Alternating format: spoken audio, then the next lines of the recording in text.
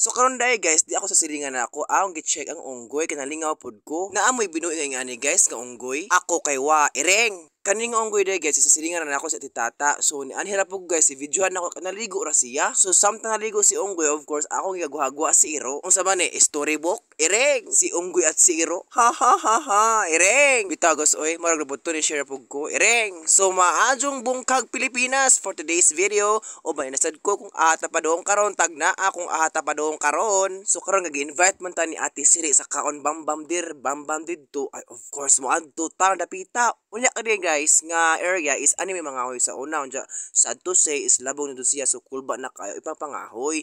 Unya guys ma-feel nato nga init ntud ka ato karabi ato nga sagbot karon of course na nga sunog na. Unsa guys tuod kani nga video is mag-shoot me anhi pang profile pic nako sa akong Facebook page. So thank you so much ni Rovigin de la Peña ang ato ang photographer.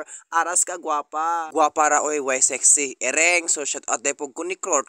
So ay napita guys nag photoshoot na mi dahil napita maghukas-hukas ko na pug ko mara maglamig lawas. Hoy, ireng. Dugay na jud ko guys nga maghando mga kaluoy nga na og balik. So nakita jud ko nagpasalamat jud ko ni Ate Tata las ko niya ay of course kay na siya inga ng atong anihay of course nakahuam ta. Unsa guys pagka morning ay of course magpagwapo na pud ta. So sunda na pud ko ko ata pa doong karon. Ay of course before ta sa destination ay mag-video sa ato ang barangay Bulilis. So shout out dai ko sa barangay Bulilis diha. Singgit og ireng kumakita nako. Ireng. Lami pud kayo atong adlaw karon aw sama nako aw lami ireng. Sa una guys lahi jud sa una og karon kay ngano ang adlaw karon mapaak na jud kaayo. Bisan dili papaakon mapaak jud kuya. Karon dai guys nagduha-duha kog unsa to bay bato or tindahan. So karon dai nalatas sa boundary sa Corazon og sa Gabi of course. Taring lubi aw makawat jud nako ireng. Grabe na mitaron guys og panahon bitaw kalahi na jud kaayod pero kaysa sa unang alas 5 pa gani ngit-ngita pa karon alas 5 na mo paak nagadlaw tinawag ang naong ni paak-paak na namuha na sagsugod kanang naong nga mura jud na kisa nila ang pito kayawa ireng unsa kay pakitawd ana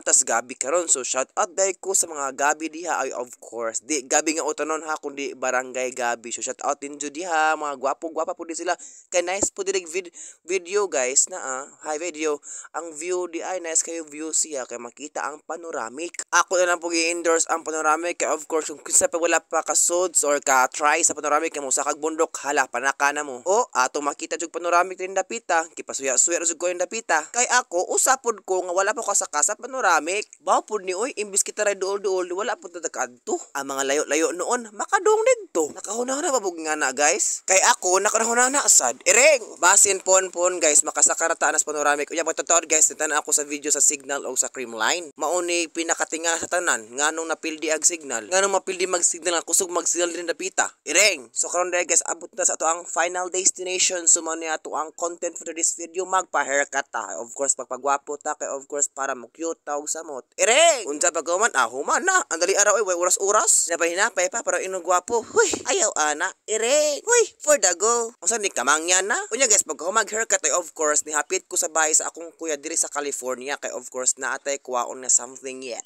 huy for the go ireng so before mag-end the video guys ako nagpasalamat ninyo og amping ta kanunay sa ato ang mga biyahe